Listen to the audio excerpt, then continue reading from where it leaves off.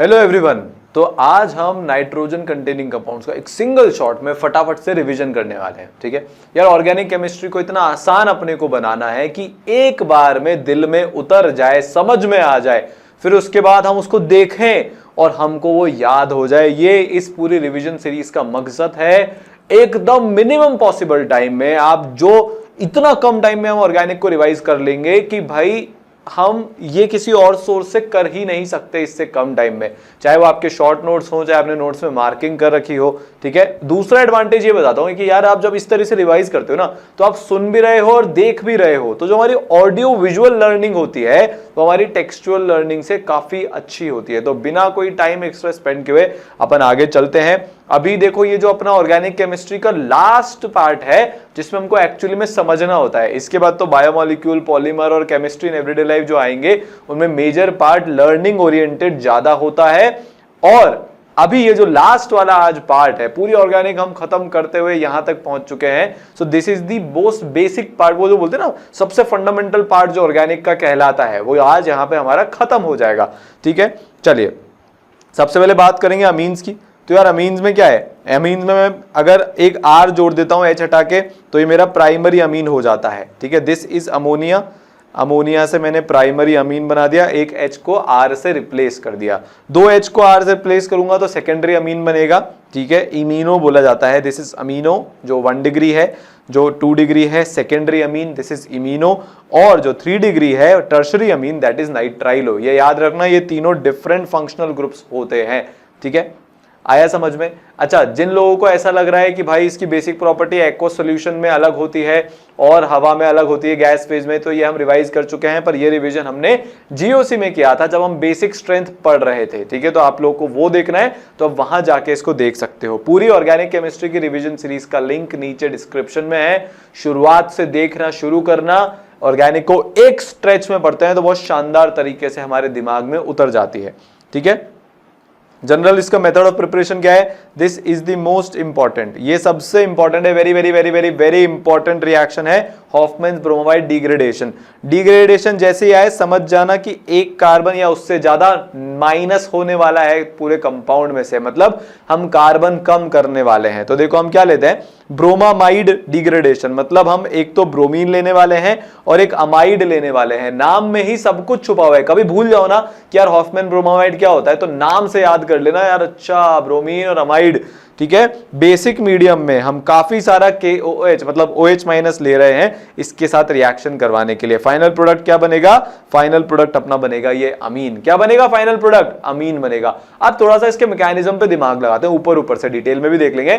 पर आपको क्या लग रहा है, इस रिएक्शन को देख के क्या फील आ रही है? ये OH माइनस है। ठीक है, ये OH माइनस क्या कर सकता है? इसको मेन काम क्या है?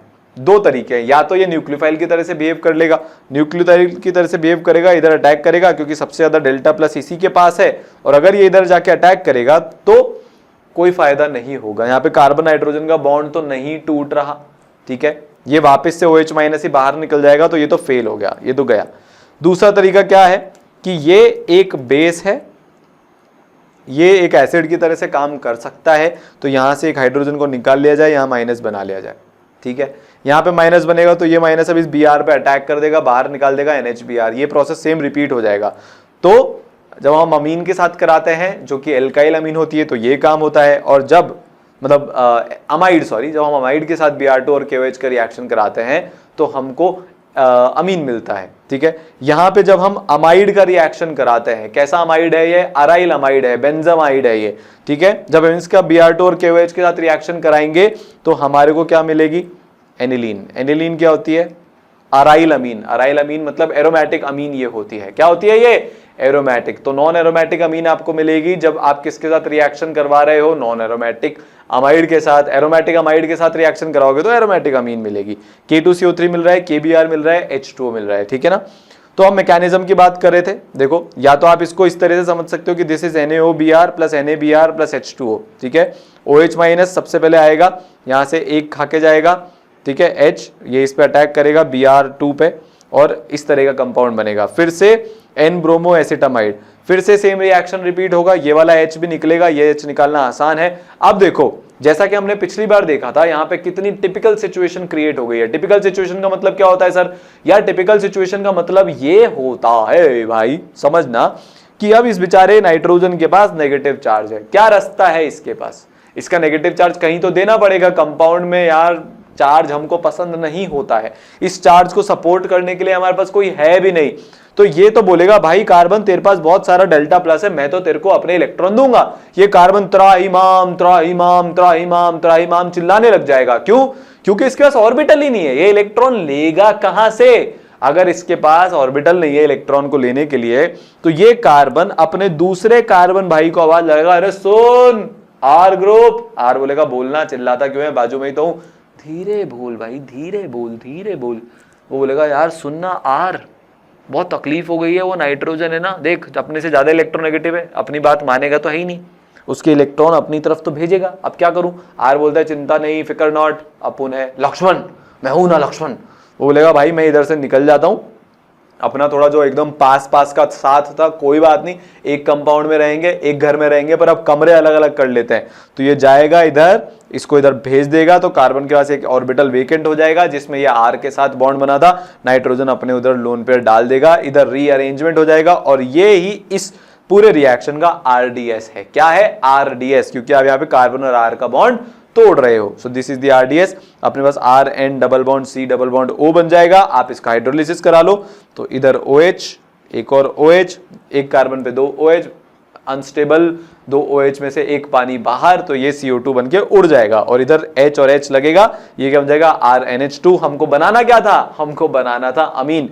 अब this R can be alkyl and this R can be aryl. ये एल्काइल भी हो सकता है और अराइल भी हो सकता है, तो डिपेंडिंग आपका क्या प्रोडक्ट बनेगा। ठीक है, आया समझ में? बहुत सिंपल है। RCN का पार्शियल हाइड्रोलिसिस कराते हैं तो हमारे को क्या मिलता है? अमाइड मिलता है पार्शियल हाइड्रोलिसिस पे। उस पे हम KOH-Br2 का रिएक्शन कराएंगे। आपको कुछ नहीं करना, सिर्फ ये कार्बोनिल ग्रुप को कार्बन सहित हटाना है, बस। ये दुश्मन है, ये विलेन है यहाँ पे पूरी मूवी का। R और NH2 का प्यार है जग जाहिर, बहुत बढ़िया से प्यार करते हैं R और N।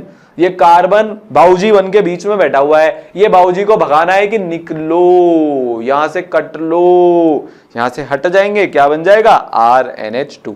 तो ये KOH-Br2 क्या है? हीरो का दोस्त है, पॉप से हीरो का। ये जाएगा और इस CO2 को खा जाएगा। ठीक है, जाएगा और CO2 को खा जाएगा, RNH2 बन जाएगा। और बेटर क्वेश्चन करना है तो चलो और लंबा क्वेश्चन करते हैं। बच्चों की डिमांड आती है सर क्वेश्चन कराओ। भैया लेक्चर के अंदर क्वेश्चन है, पूरा तो देखो, एंड तक तो देखो, तब जाके क्वेश्चंस मिलेंगे ना। अलग से भी क्वेश्चन लेने की पूरी कोशिश करेंगे। PBr3 क्या करेगा? रिप्लेस मार देगा किसको? OH को। किसके साथ? Br के साथ। KCN क्या करेगा? रिप्लेस मार देगा किसको? Br को। किसके साथ? CN के साथ। पार्शियल हाइड्रोलिसिस करा लोगे तो क्या होगा? यहाँ पे अमाइड बन जाएगा, बनेगा कि नहीं बनेगा? फिर यहां पे जब हम कराएंगे तो क्या होगा? इधर NH2 जुड़ जाएगा, सर जुड़ जाएगा। क्यों? क्योंकि KOH-Br2 इस CO का दुश्मन है, इसको खा जाएगा, मतलब KOH-Br2 तो इस CO का दोस्त है, उसको लेके चला जाएगा, और जो अपना R, ये अपना R ग्रुप है, और NH2 का जो प्यार है वो पूरा हो जाएगा। सो this is Hoffmann bromamide degradation. काफी इंपॉर्टेंट रिएक्शन है। ठीक है, आप अमोनोलिसिस करा सकते हो एल्काइल हैलाइड्स का और अल्कोहल का। अमोनोलिसिस मतलब अमोनिया यहाँ पे आने वाली है। ठीक है, तो हम करते क्या है? RX का रिएक्शन NH3 के साथ कराते हैं। This being a nucleophile attacks, ये इधर से बाहर, और आपका बन जाएगा RNH2। SN2 रिएक्शन टाइप का यहाँ पे हो गया। ठीक है, फिर आप फर्दर अटैक करा लो R2NH, फिर फर्दर अटैक करा लो R3N। अब कुछ बच्चे ये चाहते हैं, उनको तो लगी रहती है कि साहब हम तो अपने मर्जी की करेंगे, वो ये चाहते हैं कि सिर्फ प्राइमरी अमीन पर जाकर रिएक्शन रुक जाए। अब हम क्या करें सर? आपको तो आता ही नहीं है, देखो फंसा दिया ना। मैं उनसे एक ही बात बोलता हूं, भाई अगर तू ये चाहता है ना कि रिएक्शन यहीं पे रुक जाए, सिर्फ एक काम करना है। सर क्या? भाई सुन तो सही। सर बताओ ना जल्दी, सर टाइम नहीं है सर, बहुत है। आप एक काम करो, पहले तो शांति रखो और एक्सेस में अमोनिया ले लो। आप एक्सेस में अमोनिया ले लोगे तो ये इसके बाद ये रिएक्शन हो ही नहीं पाएगा, सारा RX एक अमोनिया के साथ कंज्यूम हो जाएगा, क्योंकि हमने अमोनिया को बहुत एक्सेस में ले रखा है। सर ऐसे कैसे होएगा? यार हर RX के चारों तरफ अमोनिया ही अमोनिया घूम रहा है, अमोनिया ही अमोनिया घूम रहा है। उससे पहले कि RNH2 उस तक पहुंच पाता, अमोनिया पहले ही सारे RX को RNH2 में कन्वर्ट कर चुका होगा। बहुत लोग रट लेते हैं, अरे एक्सेस में लेंगे ना तो सिर्फ प्राइमरी अमीन बनेगा, और एक्सेस में नहीं लेंगे तो हमारे को सारे टाइप के अमीन देखने को मिलेंगे। अच्छा, ये क्वार्टरनरी अमोनियम सॉल्ट भी बना लेता है। अगर आपने इसको छोड़ दिया तो एक्सेस में नहीं लिया तो आपको 4 प्रोडक्ट मिल जाएंगे, primary amine, secondary amine, tertiary amine और quaternary ammonium salt. Sir quaternary क्या होता है? 4 कौन दिख रहे हैं? R 4, R 4। अरे बात समझ में कि नहीं आ रही है? सर बिल्कुल आ रही है। आया समझ में? तो अमोनोलिसिस कराया है तो 4 प्रोडक्ट मिल जाएंगे, एक्सेस में अमोनिया लिया है तो RNH2 पे आके गाड़ी रुक जाएगी। ठीक है, क्वार्टरनरी अमोनियम सॉल्ट अगर अमोनिया हम एक्सेस में लेते हैं तो 1 डिग्री अमीन मेन प्रोडक्ट होता है। ऐसा नहीं है कि ये बनेंगे नहीं, पर उतनी माइनर मात्रा में बनेंगे कि हमारे को कोई दिक्कत नहीं है। चलिए बहुत बढ़िया। आप रिडक्शन करा सकते हो RCONH2 पे, आप LAH का रिएक्शन करा दो, ये आपको पता है। तो वो क्या करेगा? C डबल बॉन्ड O को में से ऑक्सीजन खा जाएगा, RCH2NH2 बना देगा। ठीक है, आप RCN के साथ SNHCl का रिएक्शन करा दो तो RCH2NH2 बन जाएगा। इसको हमने रिडक्शन में भी देखा था, इसको मेंडियस रिएक्शन बोला जाता है। क्या? मेंडक रिएक्शन। ओहो सर क्या ट्रिक बताई है? अब ट्रिक का क्या करोगे? ठीक है याद हो जाएगा, पर कोई दिक्कत नहीं है ना? तो ये मेंडियस रिएक्शन है, मेंडक रिएक्शन है। ये क्या होती है मेंडक रिएक्शन? RCN को RCH2NH2 में कन्वर्ट करने की रिएक्शन विद SNHCl। यहां से क्या मिलेगा? बहुत सारे इलेक्ट्रॉन। उस इलेक्ट्रॉन से क्या मिलेगा? बहुत सारे H। H क्या होता है? Reducing agent. तो क्या करेगा? डबल बॉन्ड तोड़ देगा, ट्रिपल बॉन्ड तोड़ देगा, RCH2NH2 बना देगा। ठीक है, चलिए बहुत ही शानदार। हाँ, अब RNC को भी आप जानते हो कि आपको क्या करना है। यहाँ पे आपको सेकेंडरी अमीन मिलेगी। क्या मिलेगी? सेकेंडरी अमीन आपको यहाँ पे मिल जाएगी। C2H5OH Na मेटल एसिड, बहुत सारा क्या रिलीज होगा? H2 क्या होता है? Reducing agent. रिड्यूसिंग एजेंट क्या करेगा? अटैक करेगा तो क्या मिलेगा? RNHCH3। फील आ रही है? फील आ रही है? फील आ रही है? ध्यान से सुनो, एकदम घूर के देखो, रटना नहीं है। क्या बोला है? मेटल प्लस एसिड H2 देता है, इतना सा चमकता है। सर वो H2 क्यों देता है? यार Na है, वो अपने इलेक्ट्रॉन रिलीज करेगा। जैसे ही वो इलेक्ट्रॉन रिलीज करेगा, यहाँ पे जो H है इसके ऊपर बहुत सारा डेल्टा प्लस है, क्योंकि ऑक्सीजन तो इलेक्ट्रॉन अपनी तरफ खींच के रखता है। अच्छा सर, ऑक्सीजन अपनी तरफ इलेक्ट्रॉन खींच रखता है तो मतलब H पे प्लस है। अब अगर H पे डेल्टा प्लस है और ये इलेक्ट्रॉन पे नेगेटिव है तो ये इलेक्ट्रॉन किसकी तरफ अट्रैक्ट होगा? सर हाइड्रोजन की तरफ। तो ये क्या करेगा? अटैक। ऑक्सीजन बोलेगा अबे इतना बड़ा हो गया तू, मेरे साथ रहते हुए तू इलेक्ट्रॉन लेके घूमेगा। H बोलता है नहीं, जा रहा हूं मैं तुम्हारा साथ छोड़ के, अब मेरे को भी इलेक्ट्रॉन मिल चुके हैं। वो निकल जाएगा वहां से। तो जब भी हम मेटल प्लस एसिड लेते हैं तो H2 गैस रिलीज हो जाती है। क्या हो जाती है? H2 gas release. और H2 गैस रिलीज होते ही it is a very good reducing agent, तो रिडक्शन हो जाएगा। ठीक है, ऑक्साइम के साथ आप यही खेल खेल लो, LAH ले लो। ठीक है, C2H5OH और Na की प्रेजेंस में, तो यहां से भी H2 रिलीज हो जाएगी, बहुत सारी H2 रिलीज हो जाएगी। तो यहां से ये बॉन्ड टूटेगा, इधर H अटैच, इधर H अटैच, और ये यहां से टूटा। क्योंकि रिडक्शन का माने लॉस ऑफ ऑक्सीजन भी तो होता है, तो ऑक्सीजन भी तो यहां से निकलेगा। कैसे? पानी बना के। तो क्या बन जाएगा? RCH2NH2। सर यही तो चाहिए था, वही तो मैं बोल रहा हूं। RNO2 को आपको करना है तो सबसे पहले तो SNHCl लो।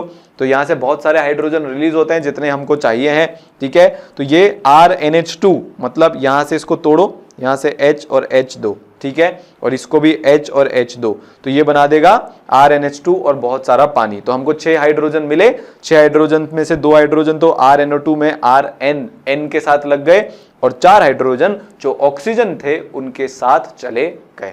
ठीक है, चले।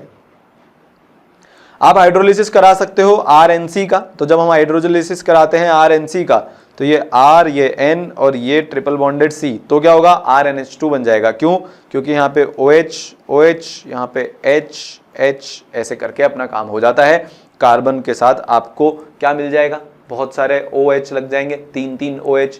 तो एक तो डबल बॉन्ड O बन जाएगा और एक OH में रह जाएगा, तो HCOOH बन जाएगा, फॉर्मिक एसिड। ठीक है, चलिए। ग्रिग्नार्ड रिएजेंट से ये काम किया जा सकता है। RMGI, this is chloramine. तो ये R- है, ये सोचेगा करेगा कुछ नहीं, यहाँ पे जाएगा अटैक, और यहाँ पे क्या बन जाएगा?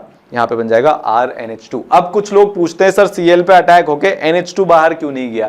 क्योंकि Cl एक बेटर लिविंग ग्रुप होता है। क्या होता है? Cl better leaving group. Sir वो बेटर लिविंग ग्रुप क्यों होता है? देखो भाई, N और Cl दोनों की इलेक्ट्रोनेगेटिविटी ऑलमोस्ट बराबर है। और जब भी हम अलग अलग ग्रुप के एलिमेंट्स को देखते हैं तो साइज सबसे बड़ा फैक्टर होता है। अच्छा लिविंग ग्रुप कौन होता है? जो अपने नेगेटिव चार्ज को बहुत अच्छे से झेल पाए। कौन नेगेटिव चार्ज को जो अच्छे से झेल पाएगा? जिसका साइज बड़ा होगा। इलेक्ट्रोनेगेटिविटी सिमिलर है, साइज से आंसर जाएगा। रटना कुछ भी नहीं है। मैं यहां पे सारी चीज डिटेल में इसलिए नहीं समझा रहा क्योंकि आप ऑलरेडी रिवाइज करते हुए आ रहे हो, पर जो बच्चे इस सोच के साथ बैठे ना कि केमिस्ट्री को रटना होता है, मैं उनको ये सोच रखने ही नहीं दूंगा। ठीक है, तो यहां बन जाएगा RnH2। चलिए, बहुत शानदार बात है। Gabriel phthalimide synthesis, very very very very important reaction. ये भी काफी तोड़ू फोड़ू इंपॉर्टेंट रिएक्शन है। तो phthalimide is first treated with alcoholic QH to obtain potassium phthalimide. इसको अपन सीधा रिएक्शन से देखते हैं। सो दिस इज हमारा थैलिमाइड। पिछली बार बताया था कि इसको याद कर लेना, कॉपी में लिख लेना। तो जब हम KOH के साथ रिएक्शन कराते हैं तो ये इधर से जाके खा के आ जाएगा, N-K+ बनेगा।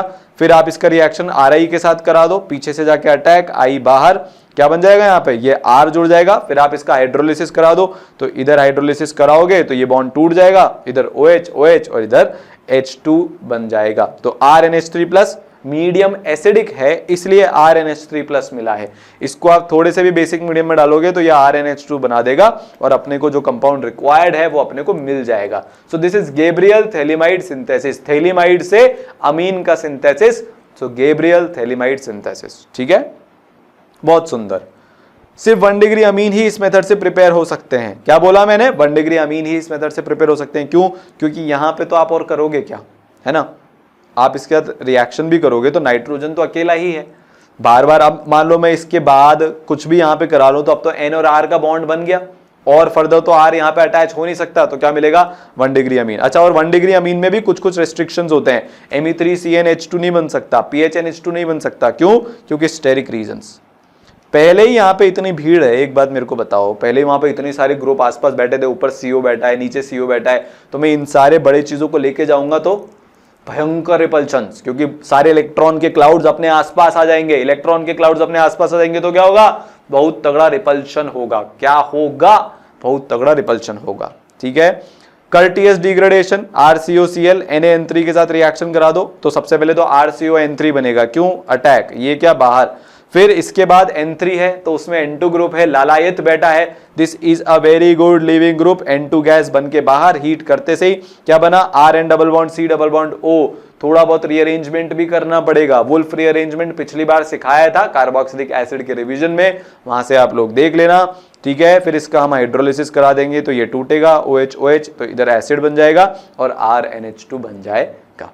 ठीक है, श्मिट डिग्रेडेशन की अगर हम बात करें, ये सारे नेम रिएक्शंस हैं जो नाइट्रोजन कंटेनिंग कंपाउंड्स के साथ एसोसिएटेड हैं। तो ध्यान रखना, कॉन्सेंट्रेटेड H2SO4 के साथ एल्केनोइक एसिड रिएक्ट कर लेता है हाइड्रोजोइक एसिड N3H के साथ, जिससे हमको एल्काइल अमीन मिल जाती है। तो इसको तो अपन उसमें देखते हैं, RCOOH प्लस N3H। ठीक है, कॉन्सेंट्रेटेड H2SO4 की प्रेजेंस में तो होगा क्या? यहां से बहुत सारा H+ आएगा। H+ आने से क्या होगा कि आपका RnH2 ये पूरा ग्रुप बाहर और यहां से RnH2 plus N2 plus CO2 बन जाएगा। ठीक है, इसका मैकेनिज्म देख लेते हैं। कुछ लोगों को हमेशा इच्छा रहती है कि सर मैकेनिज्म बता दो, तो फटाफट से H+ गया तो वो कहां जाएगा? इसके पास। जैसे इसके पास प्लस आएगा ये कार्बन से रूठ जाएगा, गुस्सा हो जाएगा, इस बॉन्ड को तोड़ के इलेक्ट्रॉन अपने पास रख लेगा। कार्बोकेटाइन कहां पे बन गया? कार्बन पे, मतलब प्लस चार्ज कहां पे आ गया? कार्बन पे। ठीक है, अब ये N3H जाके इस पे अटैक कर देगा और इस तरह का कुछ कंपाउंड बना देगा, क्योंकि यहाँ पे एक नाइट्रोजन के पास लोन पेयर है, जिससे कार्बन की ये हालत देखी नहीं जाएगी। फिर हम H+ देंगे तो इसके पास भर भर के लोन पेयर हैं, तो यह वेरी गुड लिविंग ग्रुप है, निकल के बाहर हो जाएगा। ठीक है, निकल के जैसे ही बाहर हुआ तो हमारे पास ये कंपाउंड बन गया। एक दिक्कत ये हो गई अब कि नाइट्रोजन पे जो प्लस था, इस बेचारे के पास तो 3 बॉन्ड बन गए, तो इसके पास प्लस आ गया। सबसे पहले ये अपने H+ को जाने देगा यहां से, और यहां से जो हमने H2SO4 लिया था वहां से एक H+ आया था, क्या बच गया था? HSO4 माइनस, वो HSO4 माइनस जाके इस नाइट्रोजन के हाइड्रोजन पे अटैक कर देगा। क्या बन जाएगा? कुछ इस तरह का कंपाउंड बन जाएगा। अब फिर से बात बेगानी हो गई, N2 बन गया, ये जाके यहां से उड़ जाएगा, ये अपने इलेक्ट्रॉन इधर डालने की कोशिश कर रहा होगा तो ये बेचारा जाके इधर अटैक कर देगा, रीअरेंजमेंट हो जाएगा और अपने को बड़ी गंदी सी तरीके से एक RN double bond C double bond O मिल जाएगा। इसका अपन क्या करा लेंगे? हाइड्रोलिसिस। तो क्या मिल जाएगा? RnH2। अगर आपकी ऑर्गेनिक इस लेवल पे पहुंच गई है ना, अगर आप एक्चुअली में ऑर्गेनिक को जी रहे हो, उसको फील कर रहे हो, तो इतनी जल्दी मैकेनिज्म समझ में आ जाते हैं। ठीक है, तो ये हमने फोड़ दिया। चलो अब आगे चलते हैं, इतना खुश नहीं होंगे, अभी बहुत सारा पढ़ना बाकी है मेरे दोस्त। चलो तो एक काम करते हैं, अब इन जो नाइट्रोजन कंटेनिंग कंपाउंड्स हैं इनकी केमिकल प्रॉपर्टीज देख लेते हैं भाई। उसमें क्या है, तो देखो सबसे पहले ये जो सारी चीजें हैं ये ऑलरेडी मैं बता चुका हूं कि अगर एक्वस सॉल्यूशन हुआ तो 2 3 1 मतलब 2 degree more than 3 degree more than 1 degree more than NH3, ये है क्या, ये बेसिक स्ट्रेंथ का ऑर्डर है। ठीक है, किसका ऑर्डर है, ये बेसिक स्ट्रेंथ का। अगर आपने गैसियस ले रखा है तो 2 1 3 जो भी है ये सब हम पहले ही पढ़ चुके हैं। ठीक है, ये जो सारी चीजें हैं this is basically of GOC। ठीक है, तो इनको मैं दोबारा रिविजिट नहीं कर रहा हूं। चलिए आगे चलते हैं। आप अगर 1 डिग्री 2 डिग्री और 3 डिग्री अमीन्स को सेपरेट करना चाहते हो तो पहले तो हिंसबर्ग मेथड होता है जो मोस्ट इंपॉर्टेंट मेथड है, वेरी इंपॉर्टेंट मेथड है। तो हिंसबर्ग मेथड से हम 1 डिग्री और 2 डिग्री को सेपरेट आउट कर सकते हैं। 3 डिग्री में कोई रिएक्शन नहीं होता। क्या नहीं होता, कोई रिएक्शन नहीं होता 3 डिग्री का हिंसबर्ग मेथड में। तो हम क्या लेते हैं, इस तरह के कंपाउंड लेते हैं, यहाँ पे लोन पेयर, ये क्या है भाई, लुईस एसिड। क्यों, क्योंकि दोनों तरफ ऑक्सीजन से घिरा हुआ है और क्लोरीन से घिरा हुआ है, तो डेल्टा प्लस है, साथ में वेकेंट ऑर्बिटल है जिसमें इलेक्ट्रॉन्स लिए जा सकते हैं। ठीक है, तो ये इस तरह का कुछ कंपाउंड बना लेगा, है ना। फाइनली होगा क्या, अटैक होगा, ये बॉन्ड ऊपर जाएगा, फिर नीचे खुलेगा, फिर Cl बाहर हो जाएगा। तो इवेंचुअली तो ये ही हुआ है, यहाँ पे कुछ अलग नहीं हुआ। ठीक है ना, और HCl बन जाएगा। तो ये रिएक्शन हो गया N इथाइल बेंजीन सल्फोनामाइड, ये एल्कली में सॉल्युबल होता है।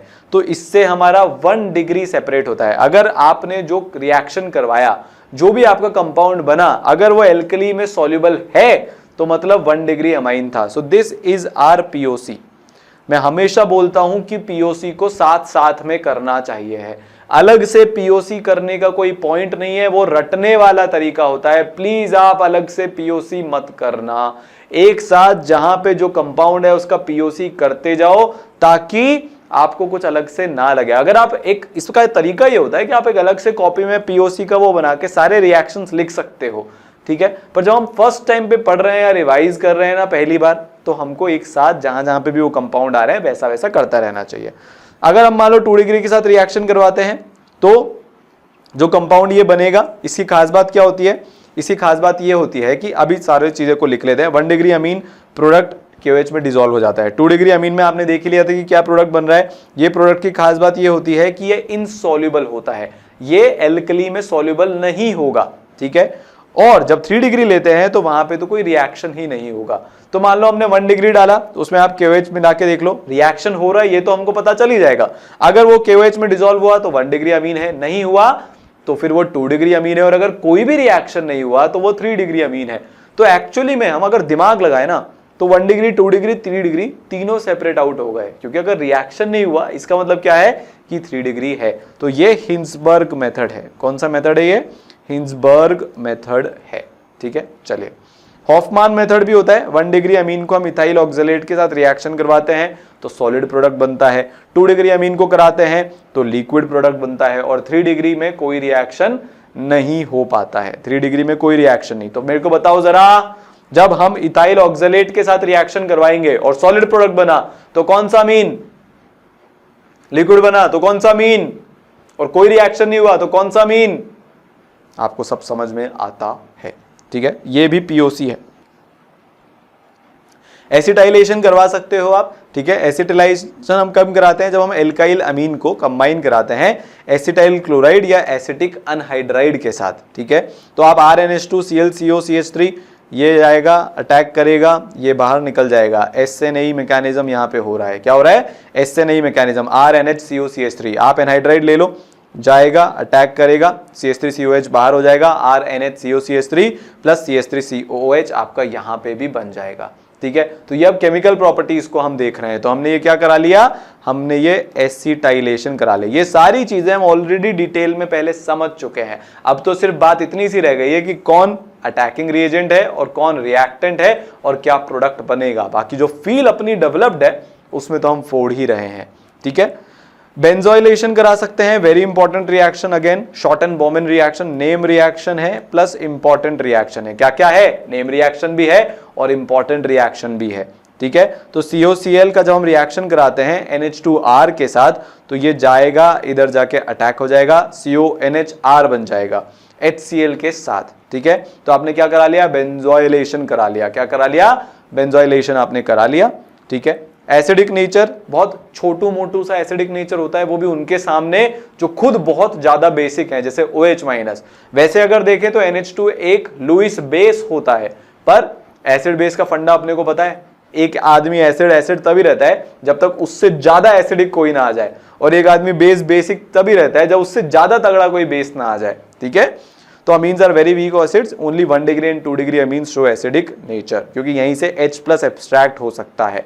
ठीक है, यहां से भी हाइड्रोजन रिलीज हो जाता है। तो ये अपना बेस, ये अपना एसिड, ये स्ट्रॉन्ग बेस, तो ये वीक बेस उसके आगे एसिड जैसा हो जाता है। ठीक है, एल्डिहाइड के साथ जब हम रिएक्शन करवाते हैं तो कुछ इस तरह से रिएक्शन होती है, बहुत सिंपल है यार। RNH2 RCHO के साथ रिएक्शन करवाओगे, अटैक होएगा। ठीक है, pH 4.5 से 6 के बीच में होना चाहिए। किसके बीच में होना चाहिए? 4.5 से 6 के बीच में। क्यों? क्योंकि हम चाहते हैं कि ये बेस की तरह से बिहेव कर ले। किसकी तरह से बिहेव कर ले? बेस की तरह से बिहेव कर ले। बहुत ज्यादा एसिडिक नेचर रख लिया तो आपके पास RNH3+ बन जाएगा। क्या बन जाएगा? RNH3+ बन जाएगा, जो हम नहीं चाहते। ठीक है, दूसरी बात क्या है कि हम एसिडिक नेचर थोड़ा बहुत H+ यहाँ पे इसलिए चाहते हैं ताकि ये जो OH बने इसके ऊपर अटैक हो जाए और ये यहां से निकल जाए। अब मान लो ये बेसिक नेचर होता तो H+ खा लिया जाता और O- पे रिएक्शन रुक जाती, जो हम नहीं चाहते। तो मल्टीपल रीजंस है यहाँ पे pH को 4.5 से 6 के बीच में रखने के लिए। यहां से H2O बाहर हो जाएगा तो लोन पेयर कार्बोकेटाइन को सहारा देगा और क्या बन जाएगा? RCH double bond NR which is a Schiff's base. ये शिफ्ट का बेस है। ठीक है, चलिए बहुत बढ़िया। कार्बाइल अमीन रिएक्शन वापस से very very very important reaction, isocyanide test है। ये भी POC की एक बहुत इंपॉर्टेंट रिएक्शन है। फाउल स्मेलिंग कंपाउंड बनता है, गंदी सड़ेली बदबू आती है। जिन्होंने इसको लेबोरेटरी में किया होगा उनको फील होगी कि भाई इतनी गंदी बदबू आती है ना, पूरी लेबोरेटरी सड़ जाती है। RNH2 पे हम CHCl3 3KOH का रिएक्शन कराएंगे। सबसे पहले तो मुझे ये बताओ कि आपको CHCl3 और KOH को देख के क्या फील आती है? मुझे तो ये फील आती है कि यहां पे कार्बीन बनने वाला है। क्या बनने वाला है? कार्बीन, क्योंकि OH- इस H को खा जाएगा, C पे माइनस, Cl को बाहर भगा दिया जाएगा। ठीक है, तो क्या बन जाएगा? आइसोसाइनाइड। ये क्या है? Isocyanide. What is this? Johnny बोला आइसोसाइनाइड। ठीक है, आया समझ? और ये क्या होता है? फाउल स्मेलिंग कंपाउंड होता है। Nucleophile RNH2 attacks electrophilic intermediate carbene CCl2, जिसको हम डाइक्लोरोकार्बीन भी बोलते हैं। ठीक है, ये टेस्ट एनिलीन भी देता है। एनिलीन मतलब अपना pH NH2। ठीक है, तो ये प्राइमरी अमीन्स के लिए टेस्ट है। किसके लिए टेस्ट है? प्राइमरी अमीन्स के लिए टेस्ट है। ठीक है, मैकेनिज्म अगर आपको देखना है तो आप ऐप इंस्टॉल करके लेक्चर देख सकते हो डिटेल में। यहां पे मैकेनिज्म की उतनी नीड नहीं है। ठीक है, हफमन्स मस्टर्ड ऑयल टेस्ट, ये भी वेरी वेरी इंपॉर्टेंट है। तो हमने कार्बाइल अमीन टेस्ट देखा और मस्टर्ड ऑयल टेस्ट अब देख रहे हैं, ये भी POC का ही पार्ट है।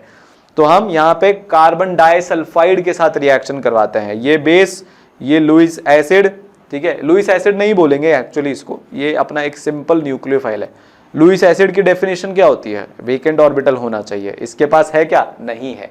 ठीक है, ये एक न्यूक्लियोफाइल है क्या न्यूक्लियोफाइल? अरे सर आप क्या लिख रहे हो? चेक कर रहा था, सो तो नहीं रहे, जाग जाओ। ठीक है, ये इलेक्ट्रोफाइल है भैया, इलेक्ट्रॉन को प्यार करता है क्योंकि कार्बन के ऊपर ढेर सारा डेल्टा पॉजिटिव है। ये आएगा, अटैक करेगा, ये बॉन्ड खुलेगा, कुछ इस तरह की स्पीशीज बनेगी। ठीक है, इस तरह की स्पीशीज बनेगी। इसके बाद हम इसका HgCl2 के साथ रिएक्शन करवाएंगे तो रीअरेंजमेंट हो जाएगा। क्या हो जाएगा? रीअरेंजमेंट हो जाएगा। रीअरेंजमेंट जैसे वुल्फ होता है, एग्जैक्ट सेम तरीके से क्या बन गया? Alkyl isothiocyanate. ठीक है, सो दिस इज थायो, थायो वर्ड यहां से आ रहा है, और HgS और HCl। इसके बाद आप क्या करोगे? इसके बाद आप अगर 2 डिग्री लेते हो, ठीक है, R2NH लेते हो तो कोई रिएक्शन नहीं होगा। पहले आपके पास क्या बना था यहाँ पे? अगर आपके पास रिएक्शन पूरा आगे जा रहा है और एल्काइल आइसोथायोसाइनेट बन रहा है तो मतलब 1 डिग्री अमीन है। अगर नहीं रिएक्शन हो रहा है तो 2 डिग्री अमीन है। तो हम डिफरेंशिएट कर सकते हैं 2 डिग्री और 1 डिग्री अमीन में। किसके साथ? मस्टर्ड ऑयल टेस्ट के साथ। 3 डिग्री में भी यहां पे कोई रिएक्शन नहीं होगा। 1 डिग्री में एक स्टेप तो होता है, 1 स्टेप रिएक्शन होता है। 2 डिग्री में, this is for 2 degree. 1 degree में 2 स्टेप रिएक्शन होता है, आपको आइसोथायोसाइनेट मिलता है। ठीक है, और 3 डिग्री में तो शुरुआत में ही कोई रिएक्शन नहीं होगा और यहां पे ये H नहीं आएगा, R3N ही होगा। ठीक है, चलिए बहुत बढ़िया। HNO2 के साथ रिएक्शन। अब हम सबसे इंपॉर्टेंट पार्ट पे आ चुके हैं अपने पूरे लेक्चर के, क्योंकि यहां से हम सीखेंगे डायअज़ोटाइजेशन। क्या सीखेंगे हम यहां से? डायअज़ोटाइजेशन। और इसके बाद हम सीखेंगे कपलिंग, जो one of the most important and one of the most asked reaction है, बार बार इसको पूछा जाता है। ठीक है, तो जब हम HNO2 के साथ रिएक्शन करवाते हैं, सर HNO2 कहां से आता है? आप NaNO2 और HCl या फिर H2SO4, मतलब NaNO2 और एसिड के साथ रिएक्शन करवाते हो। प्राइमरी मींस रिएक्ट करते हैं नाइट्रस एसिड के साथ नाइट्रोजन गैस बनाने के लिए, जो हमको बबल की तरह से मिलती है। जब मैं HNO2 के साथ रिएक्शन करवाता हूं तो अल्कोहल मिल जाता है। ये हमने अल्कोहल में बहुत डिटेल में रिवाइज किया था।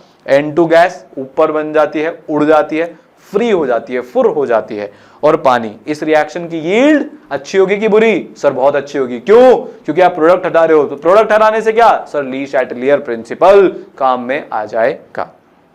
ऑसम। डायअज़ोटाइजेशन आपको करना है तो आप क्या करते हो कि आप इस बार एनिलीन लेते हो। NaNO2HCl से हमको क्या मिलेगा? HNO2 मिलेगा, जिससे क्या बनेगा? C6H5N2 plus Cl-। Sir N2 उड़ जाएगा? नहीं उड़ पाएगा। क्यों? क्योंकि इस बार बेंजीन के साथ अटैच्ड है, थोड़ा बहुत डबल बॉन्ड कैरेक्टर है, तो इतनी आसानी से नहीं उड़ेगा, थोड़ी बहुत मेहनत और करनी पड़ेगी। तो हम यहाँ पे डायअज़ो बना के छोड़ नहीं सकते। अभी हमने डायअज़ोटाइजेशन कर दिया, अब देखते हैं आगे। सो हुआ क्या फाइनली? C6H5NH2 आपने एनिलीन लिया था, उस पे HCl, तो यहाँ पे इस तरह का कंपाउंड बना। यहां से फिर HNO2 आया, ठीक है, ये HNO2 इसके साथ रिएक्शन करके C6H5N2Cl बना देगा, जिसको हम अराइल डायअज़ोनियम क्लोराइड या फिर बेंजीन डायअज़ोनियम क्लोराइड भी बोलते हैं।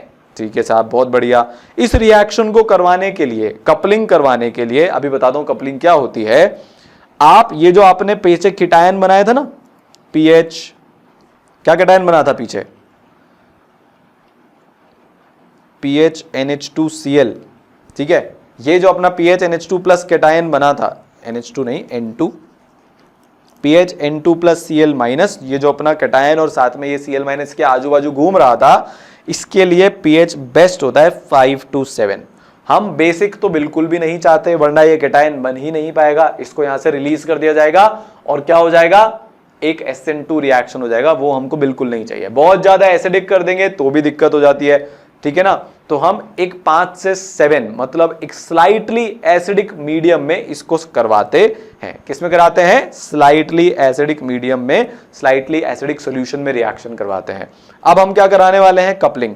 C6H5N2Cl का जब आप रिएक्शन करवाते हो C6H5OH के साथ, तो ये इधर अटैक कर लेता है और कपल कर लेता है। क्या बना लेता है? C6H5N double bond N, C6H4OH, para hydroxy azobenzene. क्या बना लेता है ये?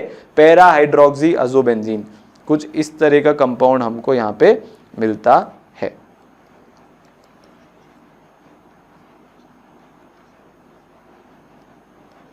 और इधर अपना OH, ठीक है, ये ऑरेंज डाई होती है।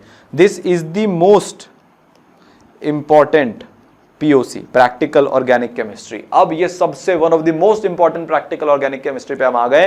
पता नहीं इस रिएक्शन में ऐसा क्या है कि प्रोफेसर्स को, डॉक्टर्स को इतनी पसंद है, बार बार नीट, जेई, एडवांस के एग्जाम में पूछ ली जाती है और बोर्ड के एग्जाम में भी पूछ ली जाती है, ठीक है। सिमिलरली आप बहुत सारे अलग अलग रिएक्शन करा सकते हो। आप अनिलीन के साथ ही इसका रिएक्शन करवा दो तो आपके पास ये कंपाउंड बन जाएगा, पैरा अमीनो एजोबेंजीन। ये येलो डाई होती है, उसमें क्या होगा कि OH की जगह आपका NH2 आ जाएगा। क्या आ जाएगा? NH2। तो अब आप अलग अलग तरह के कंपाउंड लिखते जाओ और उनके साथ रिएक्शन करवाते जाओ। तो एक हमने हमारा अराइल बेंजीन डायअज़ोनियम आयन लिया, अगर बेंजीन है तो वो, ठीक है, और साथ में हमने C6H5OH या C6H5NH2 और दूसरे एरोमेटिक कंपाउंड जिनके साथ कपलिंग हो सकती है वो ले लिए, तो कपलिंग हो जाती है, ठीक है। तो अभी एक अपन टेबल बना के कर लेंगे। ये भी very very very important reaction है। जब हम बीटा नेफ्थॉल लेते हैं 10% NaOH के साथ, तो हमारे पास रेड कलर की डाई बनती है। क्या बनती है? रेड कलर की डाई बन जाती है, ठीक है। तो ये सब आप अपनी कॉपी में नोट करते चलना, ये बहुत इंपॉर्टेंट रिएक्शंस हैं, बहुत आपकी हेल्प करने वाले हैं। तो अपन अब क्या करेंगे? बहुत सारी रिएक्शंस एक साथ लिख लेंगे। जब मैं C2H5OH के साथ हीट कराता हूं, ये सारे मैं एक एक करके लेता हूं, तो ये सारे के सारे क्या दे देते हैं? बेंजीन दे देते हैं। तो आप इसको एक बार पॉज कर लो, स्क्रीनशॉट ले लो या फिर अपनी कॉपी में लिखना चाहो तो लिख लो। ये मैंने एक लिस्ट बना दी है, ये सारे कंपाउंड्स आपको पता होने चाहिए हैं। बेसिकली ये लोग रिडक्शन करके बेंजीन बना रहे हैं। क्या बना रहे हैं? ये रिडक्शन करके बेंजीन बना रहे हैं। ठीक है, नेक्स्ट सेट ऑफ कंपाउंड पे चलते हैं। जब हम Cu2Cl2 HCl लेते हैं तो यहाँ पे N2Cl मतलब पीछे से अटैक होगा क्लोरीन का और N2 गैस बाहर, उसकी जगह Cl जुड़ जाएगा। Cu2Br2 तो Br जुड़ जाएगा। ठीक है, ब्रोमोबेंजीन, इधर क्लोरोबेंजीन बन रहा है। Cu2CN2KCN तो आपका जो साइनाइड है वो जुड़ जाएगा। ठीक है, सिमिलरली इसके तो ये तीनों जो रिएक्शन है सैंड मेयर रिएक्शन कहलाते हैं। क्या कहलाते हैं? Sand mayor reaction. इनकी झलक अपन जब halo alkane hello arene revise कर रहे थे वहां पे भी अपन ने देखी थी। ठीक है, आप Ki ले लोगे तो I जुड़ जाएगा, तो N2 की जगह क्या जुड़ जाएगा? I। सेम सेट ऑफ तरीका है ये हमारा एक जगह पे सारी रिएक्शंस को इकट्ठा करने का। ठीक है, चलें आगे। चलिए, आप और भी बहुत सारे काम कर सकते हो। आप NaBF4 ले लो, ये F- जनरेट करेगा तो यहाँ पे N2 की जगह F जुड़ जाएगा। ठीक है, इसको बोला जाता है बाल्ज-शीमैन रिएक्शन। क्या बोला जाता है? बाल्ज-शीमैन रिएक्शन। ठीक है, आप H2O के साथ हीट कर दो तो एल्कोहल फिनॉल बन जाएगा। क्या बन गया? फिनॉल बन गया। CuHCl के साथ रिएक्शन करवा लो तो गेटरमैन रिएक्शन हो जाएगी, क्लोरोबेंजीन बन जाएगा। SnCl2 HCl के साथ रिएक्शन करवाएंगे तो यहां पे रिडक्शन हो जाएगा। N2 वाला जो पार्ट है इसका रिडक्शन करके इधर तो एक H, क्योंकि इधर ऑलरेडी एक बॉन्ड है, और इधर अपना NH2 इस तरह से बन जाता है। तो क्या हो गया? रिडक्शन, फिनाइल हाइड्रोजीन बन गया। क्या बन गया हमारा? फिनाइल हाइड्रोजीन बन गया। ठीक है, स्क्रीनशॉट लेते चलना, पॉज करते करते, अपने पास रखना बहुत जरूरी है और कॉपी में भी लिखते चलना। ठीक है, चलिए हम बीटा नेफ्थॉल के साथ रिएक्शन कराते हैं। ये सारा एक बार फिर से रिवीजन के अंदर रिवीजन करवा रहा हूं ताकि आप स्क्रीनशॉट ले सको। तो रेड कलर की डाई बनती है, SnCl2 NaOH के साथ बेंजीन बनता है। फिनॉल के साथ रिएक्शन करवाते हैं तो ऑरेंज कलर की डाई बनती है, और एनिलीन के साथ रिएक्शन करवाते हैं तो येलो कलर की डाई बनती है। क्या बनती है? येलो कलर की डाई। तो ये सबसे इंपॉर्टेंट, मोस्ट इंपॉर्टेंट स्क्रीनशॉट है। MIMPSS, most important screenshot. इसको खींच के अपने पास रख लेना। ठीक है, चलिए बहुत ही बढ़िया। कपलिंग रिएक्शन से ये दोनों, इन दोनों रिएक्शंस को क्या बोला जाता है? जब हम फिनॉल के साथ और एनिलीन के साथ हमारे डायज़ो कंपाउंड का रिएक्शन कराते हैं तो रिएक्शन कहलाता है कपलिंग, क्योंकि दो बेंजीन की रिंग कपल हो गई है। पहले अलग अलग थे, अब कपल बन गए हैं। पहले अलग अलग थे, अब कपल बन गए हैं। चलिए बहुत बढ़िया। बेंजीन रिंग के कारण भी बहुत सारे रिएक्शन होते हैं जो हम सारे पहले पढ़ चुके हैं। NH2 बहुत अच्छा लोन पेयर डोनर है, तो ये पूरी रिंग को क्या कर देता है? एक्टिवेट कर देता है। क्या कर देता है? एक्टिवेट कर देता है। इस तरीके से एक सिग्मा कॉम्प्लेक्स बन जाता है। क्या बन जाता है? सिग्मा कॉम्प्लेक्स बन जाता है। तो ये बहुत एक्टिवेटेड रिंग है। मतलब आप देखो कि ऑर्थो और पैरा पोजीशन पे नेगेटिव चार्ज बहुत ज्यादा है। क्या है भाई? नेगेटिव चार्ज बहुत ज्यादा है। तो काफी कम टेम्परेचर पर इलेक्ट्रोफिलिक सब्स्टिट्यूशन रिएक्शन हो जाता है और मोस्टली केसेस में ऑर्थो पैरा सब्स्टिट्यूटेड कंपाउंड्स बनते हैं। मतलब ऑर्थो पे भी जाके इलेक्ट्रोफाइल अटैच हो जाएगा और पैरा पे भी जाके इलेक्ट्रोफाइल अटैच हो जाएगा। तो कुछ कुछ एग्जांपल देखते हैं। ये रेजोनेंस हाइब्रिड है, तो आप जब Br2 और Cl2 के साथ रिएक्शन करवाओगे पोलर सॉल्वेंट में, यहां पे देखो आपको FeBr3 या FeCl3 की भी जरूरत नहीं पड़ी Br+ जनरेट करने के लिए। रिंग इतनी एक्टिवेटेड है, खुद से काम कर लेगी और आपको यहाँ पे 2,4,6 टाई ब्रोमो एनिलीन मिल जाएगा, जो कि एक व्हाइट कलर का प्रेसिपिटेट होता है, या फिर आपको ट्राइक्लोरोएनिलीन मिल जाएगा। सो दिस इज ऑल्सो POC। यहाँ पे जो ब्रोमीन वाला केस है ये प्रैक्टिकल ऑर्गेनिक केमिस्ट्री का केस है। सीखने की बात क्या है? तीनों जगह पर ब्रोमीन अटैच हो रहा है। क्या बोल रहा हूं मैं? तीनों जगह पर ब्रोमीन या क्लोरीन अटैच हो रहा है। ठीक है, आप इसका CH3Cl COCl के साथ रिएक्शन करा लो, एसिटाइलेशन करा लो तो NHCOCH3 बन जाएगा। आप Br2 के साथ रिएक्शन करवाओगे तो ये बन जाएगा। फिर आप इसका हाइड्रोलिसिस करा लो, हाइड्रोलिसिस कराने के बाद आपका ऑर्थो एंड पैरा पे Br आ जाएगा। मतलब ये रिएक्शन वो है कि हम अगर एक सिंगल सब्स्टिट्यूटेड प्रोडक्ट बनाना चाहते हैं कि तीनों Br नहीं हो, सिर्फ एक Br, तो आप पहले इसकी पावर को छुपा के फिर रिएक्शन करवा लो। ठीक है, तो यार ये रिएक्शन है, देखो इससे ऑर्गेनिक की जो ब्यूटी है ना, जो यार मजा है ना, वो हमको पता चलता है। आप सोच के देखो, मेरा फंडामेंटल ये था यार कि देखो मैं डायरेक्टली Br2 के साथ रिएक्शन करवा देता हूं तो वो दोनों ऑर्थो और पैरा पोजीशन पे जाके चिपक जाता है ब्रोमीन। मैं चाहता हूं कि यार सिर्फ या तो ऑर्थो पे जाए या सिर्फ पैरा पे जाए, उसमें भी पैरा वाला मैं चाहता हूं मेजर बने, वो तो बन जाएगा क्योंकि मिनिमम रिपल्शन वाला प्रोडक्ट है। तो हमने क्या किया, मेन प्रॉब्लम आइडेंटिफाई करी। जिंदगी में भी ऐसे ही करना होता है। आप क्या करते हो कि प्रॉब्लम का सोल्यूशन फाइंड करने की जगह प्रॉब्लम पे अपना सर पीटते रहते हो, पीटते रहते हो, पीटते रहते हो। सोल्यूशन क्या है कि यार ये NH2 ने रिंग की पावर को बहुत बढ़ा दिया है, तो ये NH2 को ही पिक्चर से हटा दो ना, इसकी पावर ही कम कर दो। तो इसकी पावर हमने कैसे कम करी, पहले इसका एसिटाइलेशन करा लिया। अब सर इससे हुआ क्या एसाइलेशन से, भैया हुआ ये कि इसके जो लोन पेयर है ना वो इस ऑक्सीजन के साथ बिजी हो गए, ठीक है। तो काफी सारा तो उसका ध्यान उधर चला गया ऑक्सीजन को मनाने में, उसको खुश रखने में। तो ये अपने लोन पेयर नीचे उतने डाल ही नहीं पाया, तो रिंग का एक्टिवेशन हो गया कम। एक्टिवेशन अगर कम हो गया तो नेगेटिव चार्ज की जो इंटेंसिटी थी ऑर्थो और पैरा पोजीशन पे वो गई कम। बाकी तो आप खुद समझदार हो। तो अब एक ही जगह से अटैक हो पाएगा, या तो ऑर्थो या पैरा, और पैरा वाला मेजर बनेगा बिकॉज ऑफ स्टेरिक रीजंस। किससे, स्टेरिक रीजन से, ठीक है। बहुत बढ़िया। नाइट्रेशन हम कराना चाहते हैं तो एक तो होता है डायरेक्ट नाइट्रेशन करा लिया, फिर से वही प्रॉब्लम आएगी, समझना देखो ध्यान से। जब हम डायरेक्ट नाइट्रेशन कराते हैं एनिलीन का तो हमको मेटा नाइट्रो एनिलीन मिलता है। हम तो चाह रहे थे कि यार ऑर्थो या पैरा मिल जाए, पर यहां तो मेटा मिल रहा है। सर मैं बोलूंगा हाँ सर मेटा क्यों मिल रहा है, अभी देखो। अब देखो ध्यान से देखना अपन क्या कराते हैं। आप NH2 का रिएक्शन करवाओगे, H2SO4 और HNO3, भारी एसिडिक मीडियम, बहुत सारे प्लस H जाके अटैक मार देंगे तो NH3 प्लस बन जाएगा और HSO4 माइनस आके इस पे चिपक जाएगा। अब आपने NO2 प्लस बनाया तो ये NH3 प्लस तो एक्चुअली में -M ग्रुप हो गया है, मतलब ये डीएक्टिवेटिंग ग्रुप हो गया है। ये क्या हो गया है, ये कौन सी स्पेलिंग लिखी है मैंने, डीएक्टिवेटिंग ग्रुप। केड़ा हो गया है, डीएक्टिवेटिंग हो गया है। तो जब भी डीएक्टिवेटिंग होता है तो मोस्ट नेगेटिव चार्ज डेंसिटी कहां पे हो जाती है, ये अपनी भाई मेटा पोजीशन पे। तो NO2 कहां जाके लगेगा, मेटा पोजीशन पे। अब सर मैं चाहता हूं कि ऑर्थो या पैरा पे लगे, तो भाई आपको पता है क्या, पता है आपको, ये पता है कि हम तो चाहते ही नहीं है कि ये प्लस H इस पे जाके अटैक कर पाए। तो आप सबसे पहले इसका क्या करा दो, असाइलेशन करा दो। आया समझ में। तो फिर अभी बताता हूं, इनडायरेक्ट नाइट्रेशन में हम क्या कराते हैं, अमीनो ग्रुप को प्रोटेक्ट कर लेते हैं एसिटाइलेशन करा के एसिटाइलिड का, विच जो नाइट्रेशन पे और सब्सिक्वेंट हाइड्रोलिसिस पे ऑर्थो और पैरा नाइट्रोअमीन देती है, एनिलीन देती है। बहुत सिंपल है, आपने इसको इस तरीके से कर दिया, ठीक है। तो अब NC डबल बॉन्ड O, ज्यादा डेल्टा प्लस, सॉरी ज्यादा डेल्टा माइनस कहां पे है, ज्यादा डेल्टा माइनस इसके पास है, क्योंकि पहले तो इसके लोन पे आ रहे हैं, वो इधर जाएंगे, इसके ऊपर नेगेटिव चार्ज आएगा, ऊपर से इसने कार्बन के इलेक्ट्रॉन खींच रखे हैं, तो जो H प्लस है वो किसके साथ जाके बिजी हो जाएगा, ऑक्सीजन के साथ। नाइट्रोजन की तरफ तो उसका ध्यान जाएगा ही नहीं। अगर जाएगा नहीं तो अभी ये कौन है, plus M group. Plus M group है तो थोड़ा बहुत क्या कर देगा, एक्टिवेट कर देगा। तो अटैक कहां पे होगा, ऑर्थो और पैरा पोजीशन पर अटैक होगा।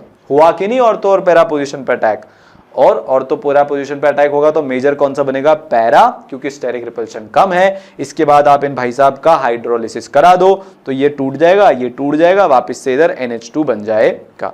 तो ऑर्थो एंड पैरा प्रोडक्ट यहाँ पे मेजर होगा। आया समझ, ठीक है। काफी अच्छा है ये एनिलीन के सारे टेस्ट, एक बार बता देता हूं। कार्बाइलामीन टेस्ट, ठीक है, आइसोसाइनाइड टेस्ट ये देता है, हमने देख ही लिया। ये यहाँ पे कार्बीन इंटरमीडिएट के थ्रू अपना C6H5NC बनेगा। फाउल स्मेलिंग, गंदी कबाड़ी स्मेल होती है इसकी, पहचान में आ जाता है। डाई आप अलग अलग कलर के बना सकते हो, लाल, पीली और एक और थी जो भी वो कलर था उसका, ठीक है। तो हम पर जो सबसे कॉमन है बी नहीं है, ये बीटा है। बीटा नेफ्थॉल के साथ डायजोटाइज करके एक स्कारलेट रेड डाई बना लेते हैं, स्कारलेट विच। इससे मेरे को हमेशा याद आती है, आप इसको स्कारलेट विच रिएक्शन से कर सकते हो। उसके बाल भी लाल थे। कौन कौन एवेंजर्स देखता है, उनको चमकेगा, ठीक है। आया समझ में, चलिए। तो ये रिएक्शन हो जाता है। और जब हम इसको ब्रोमीन वाटर के साथ टेस्ट करते हैं तो क्या बन जाता है, एक व्हाइट प्रेसिपिटेट बन जाता है। वो आपको पता है 2,4,6 ट्राई ब्रोमो डेरिवेटिव बन जाता है जो व्हाइट प्रेसिपिटेट देता है।